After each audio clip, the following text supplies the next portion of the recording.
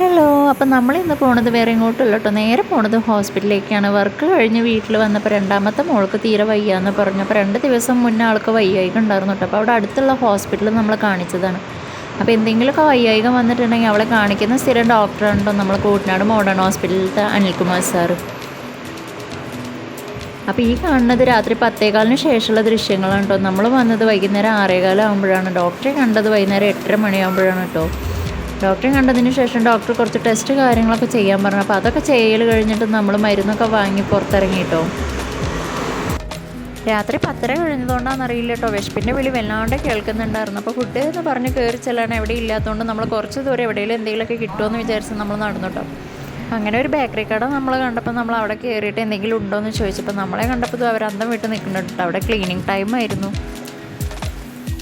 അവിടുത്തെ സ്റ്റാഫുകളൊക്കെ പാവങ്ങളായതുകൊണ്ട് നമ്മളൊന്നും പറഞ്ഞില്ല കേട്ടോ. ഷവർമ ഉണ്ട് എന്ന് പറഞ്ഞപ്പോൾ പിന്നെ ഷവർമയ്ക്ക് ഷവർമ എന്ന് വിചാരിച്ചത് നമ്മൾ അത് വാങ്ങി കഴിച്ചു കേട്ടോ. പിന്നത്തെ അത്താഴം കൂടിയാണ് കേട്ടോ ഇത്. പിന്നെ സാഹചര്യങ്ങൾ സമ്മർദ്ദം മൂലം എന്താണെന്നറിയില്ല, മോള് വിശപ്പില്ല എന്ന് പറഞ്ഞ ആളാണ് കേട്ടോ ഇപ്പോൾ ഈ കഴിക്കുന്നത്. പിന്നെ 11 മണിയൊക്കെ ആയിട്ടോ രാത്രി നമ്മൾ വീട്ടിലേക്ക് മടങ്ങുമ്പോൾ. നല്ല വല്ലാണ്ട് ടയേർഡായ കാരണം പിന്നെ നേരെ പോയി വീട്ടിൽ പോയി സുഖമായി കിടന്നുറങ്ങി. അപ്പോൾ ഇത്രയേ ഉള്ളൂ ഇന്നത്തെ വീഡിയോ. അപ്പോൾ എല്ലാവരും ഒന്ന് വീഡിയോ ലൈക്ക് ചെയ്യുക, ഷെയർ ചെയ്യുക, സബ്സ്ക്രൈബ് ചെയ്യുക. ബൈ.